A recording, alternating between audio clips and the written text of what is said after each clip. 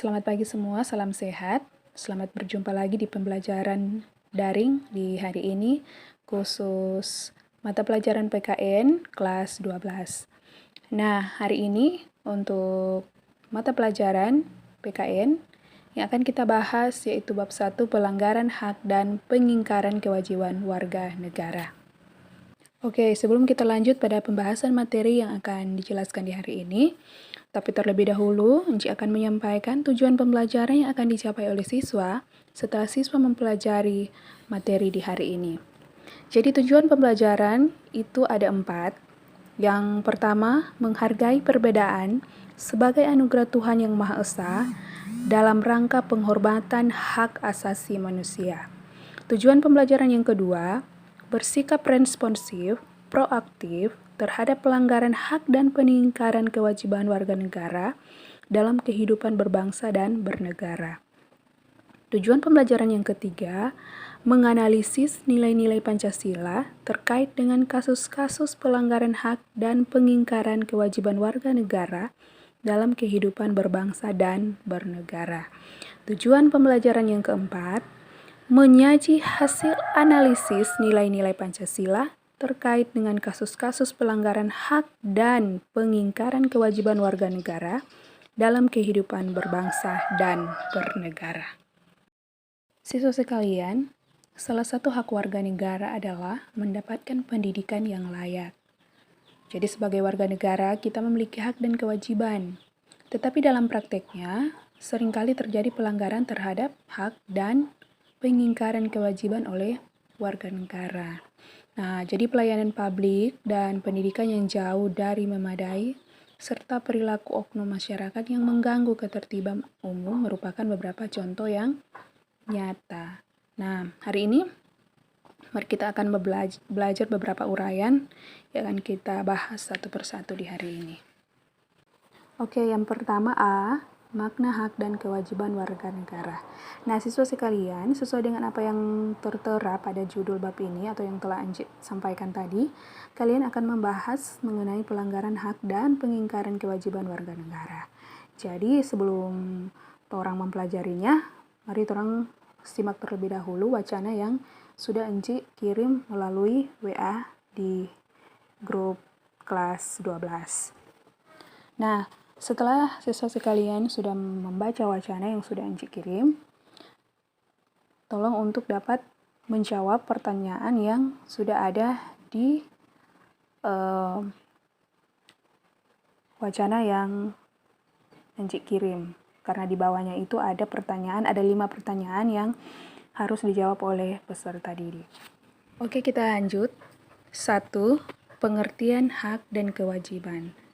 Nah, siswa sekalian, pasti kalian sering mendengar kata hak dan kewajiban, Kang.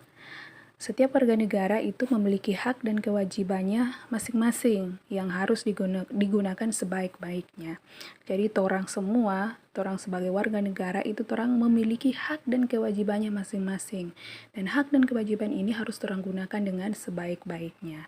Nah, kita pun harus bisa membedakan mana hak dan mana kewajiban kita sebagai warga negara yang baik. Jangan sampai kita menyalahgunakan hak tanpa peduli bahwa hak yang ditorang gunakan itu bisa merugikan orang lain. Contohnya orang yang memodifikasi knalpot, ini contoh sehari-hari. Jadi orang yang memodifikasi knalpot motor sedemikian rupa sehingga menimbulkan suara yang bising toh, atau orang yang memarkir kendaraan seenaknya sehingga mengganggu kenyamanan pengguna jalan lain. Jadi ini orang-orang ini memiliki hak untuk memodif DP barang, contohnya motor. Tetapi jangan sampai itu akan menimbulkan kegaduhan kepada orang lain, jadi merugikan orang lain yang tidak suka suara bising kan akan terganggu dengan apa yang kita lakukan dengan memodif knalpot motor. Nah, itu termasuk dalam mengganggu kenyamanan pengguna jalan lainnya. Nah, supaya kita dapat membedakan apa itu hak dan apa itu kewajiban, supaya tidak terjadi kesalahan yang mungkin akan berbentuk kerugian bagi orang lain atau untuk diri sendiri, mari kita terlebih dahulu akan mempelajari perbedaan antara hak dan kewajiban untuk dapat kita lakukan dalam kehidupan kita sebagai warga negara yang baik. Nah, kata hak dalam KBBI atau Kamus Bahasa Indonesia, Besar Bahasa Indonesia itu bermakna atau berarti kewenangan, kekuasaan untuk berbuat sesuatu karena telah ditentukan oleh undang-undang, peraturan, dan kebiasaan. Kemudian yang ketiga, kekuasaan yang benar atas sesuatu atau untuk menuntut dan melakukan sesuatu. Oleh dan sebab itu, dalam konteks kajian yang tadi itu yang telah Enci sampaikan, maka hak dapat dimaknai sebagai kewenangan atau kekuasaan untuk melakukan sesuatu sebagaimana ketentuan undang-undang atau peraturan yang berlaku saat ini sesuai dengan kedudukannya sebagai warga negara. Sedangkan kata kewajiban dalam Kamus Bahasa Indonesia diberi makna sebagai sesuatu yang harus dilakukan dan tidak boleh tidak dilaksanakan atau ditinggalkan. Artinya, kewajiban dimaknai sebagai suatu keharusan yang harus dilakukan oleh warga negara, sebagaimana ketentuan undang-undang atau peraturan yang berlaku saat ini. Jadi kewajiban ini mau tidak mau harus dilakukan oleh warga negara yang baik, tetapi harus dengan ketentuan undang-undang atau peraturan yang berlaku. Jadi jangan asal-asalan. Karena orang memiliki hak untuk memodifikasi motor seperti contoh tadi, orang seenaknya memodifikasi motor untuk kesenangan diri sendiri tanpa melihat peraturan atau undang-undang yang berlaku dalam kehidupan kita saat ini.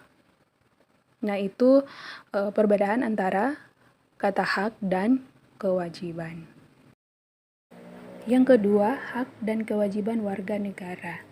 Nah, siswa sekalian, pasti orang semua sudah tahu bahwa semua orang itu memiliki hak untuk mencari nafkah, untuk menghidupi diri sendiri maupun keluarga. Namun dalam kenyataannya itu tidak semua orang sadar bagaimana cara dalam mencari nafkah yang dilakukannya dalam mengganggu ketertiban umum. Nah, misalnya pedagang kaki lima atau PKL yang kadang-kadang dorang memakai badan jalan sebagai tempat kegiatan usahanya. Jadi harusnya di jalan boleh digunakan untuk berlalu lalangnya kendaraan atau orang berjalan kaki, tetapi dorang susah gunakan dengan kasih diri dorang ke tempat untuk usaha. Nah, begitu pula tempat tambal ban atau pengamen jalanan. Yang ketiga, penegakan hak dan kewajiban warga negara. Nah, setiap warga negara itu memiliki hak dan kewajiban yang sama di mata hukum. Karena itu, sudah seharusnya setiap warga negara mempunyai hak untuk memperoleh fasilitas pendidikan yang sama tanpa dibedakan apakah mereka berada di pelosok negeri, di pelosok desa, di pinggir kota, ataupun yang berada di kota. Semua memiliki hak yang sama. Jadinya ada perbedaan untuk orang-orang mendapatkan pendidikan. Tidak pandang dia dari desa, tidak pandang dia dari kota, itu semua berhak memiliki hak pendidikan yang sama. Namun pada kenyataannya fasilitas pendidikan yang ada di pelosok desa itu jauh dari kata layak. Hal ini akan menimbulkan tanda tanya, kira-kira kemana ini anggaran pendidikan yang seharusnya merata ke seluruh penjuru negeri? Masa semuanya sama, tetapi DP kenyataan itu berbeda di kota dengan di desa. Karena sepertinya semua kemajuan hanya terpusatkan di kota-kota besar. Nah, hak dan kewajiban warga negara itu tidak hanya tertulis dalam peraturan perundang-undangan. Yang lebih penting itu adalah bagaimana pelaksanaannya dalam kehidupan bermasyarakat dan bernegara.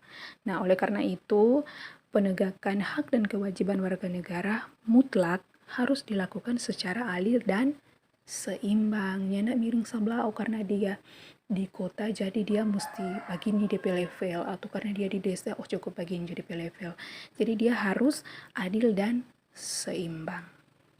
Oke, sekian materi di hari ini. Untuk materi selanjutnya, nanti kita bertemu lagi di pembelajaran daring yang akan datang. Terima kasih untuk semua siswa yang sudah bergabung dalam pembelajaran online. Biarlah apa yang telah Encik jelaskan tadi itu bisa dimengerti, dan apabila ada yang belum dimengerti itu bisa ditanyakan melalui WA. Terima kasih, tetap sehat untuk semua. Selamat siang.